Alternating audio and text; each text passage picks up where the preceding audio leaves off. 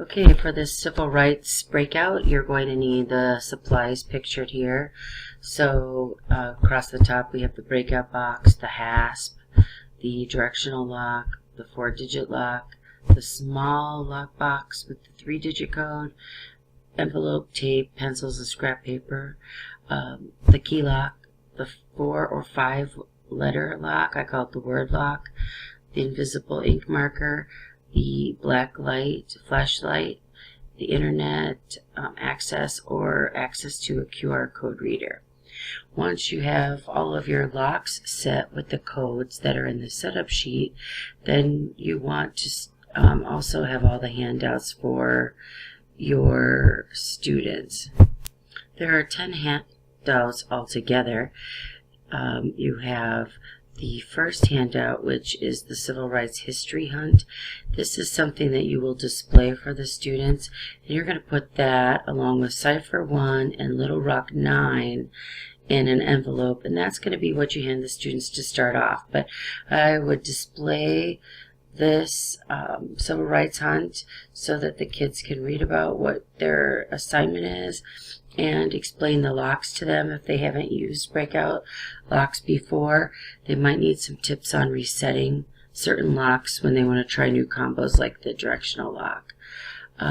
Remind them about teamwork, and then you will go on. They will begin with Cipher 1.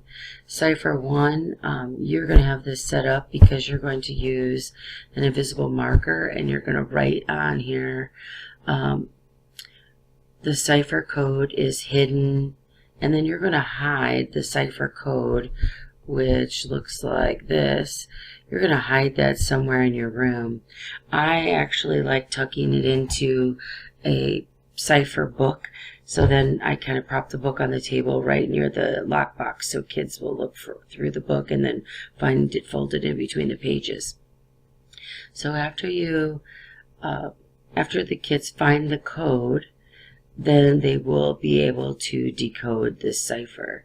So here is where the cipher code, what it looks like. On this code sheet, you're going to use the invisible ink marker again, and you're going to write use with ciphers 1 and 2, so they know that this will be used again. They will,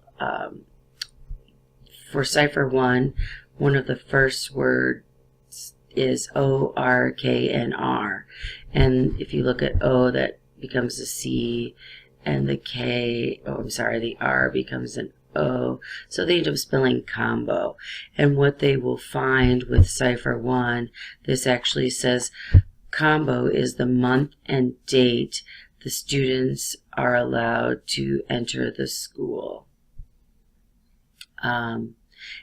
They will have to watch the video that is on the Little Rock 9 handout that was also in this envelope. So when they get that code, they know that they have to watch the video about the students who wanted to go to the school. And then it even says use with Cipher 1. So they should connect that. And while they're in the video, they'll see that it was September 25th was the date the students were allowed to enter the school. So the code would be 925, which would unlock the small lockbox. In the small lockbox, you will have already placed the Jim Crow handout, the Rosa Parks handout, and the Cipher 2 handout. Okay, the students will also have a Jim Crow laws handout. On this handout, they will scan the QR code or use the link at the bottom of the page to access a website that gives them information about Jim Crow laws. The clue leads them to the Supreme Court justices that made the final decision, but one Chief Justice led the rest. This justice reigns supreme, and they should read that it's Earl Warren. Because I only had a 5-letter lock, I left some blanks here, kind of gives them a hint, but they would put W-A-R-R-E-N. And because the N was already provided, the clue that would open this lock would just be the W-A-R-R-E. Then next they can decode the Rosa Parks page, and they might be doing these in different orders. Maybe a couple kids are working on one thing and a few students are working on another clue. That's okay as well. But with the Rosa Parks, they're going to also scan the QR code, and when they watch this video, they're going to try to find out her unlucky number. That should be a clue for them to look for her arrest number, which is 7053, and there's an image of her holding up her arrest number several times throughout the video.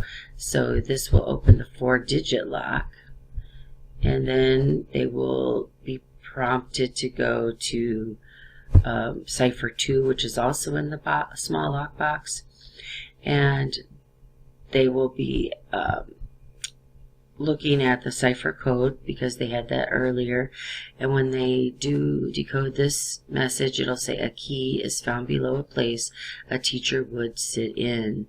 So if you have already taped the key, it should be underneath a teacher chair of some sort. Then after they get that key, they will unlock the key lock, and they should have only the directional lock left unless they have found this previously. You should have hung the Martin Luther King Jr. handout somewhere in the room that stands out so they would notice it. They will read this passage, and they should gather eventually that there are highlighted or words that are in italics, like south, north, north, then west, and they would be in that order on the directional lock. There is a map that they might even use to map it out where they traveled south and then north and west. So hopefully they get those directional clues. If not, they may need to use a hint card, and that would be their final lock. And there have hint cards here that you could print out, and then when they open up the lockbox, they should see the We Broke Out certificates. So hopefully everything works smoothly.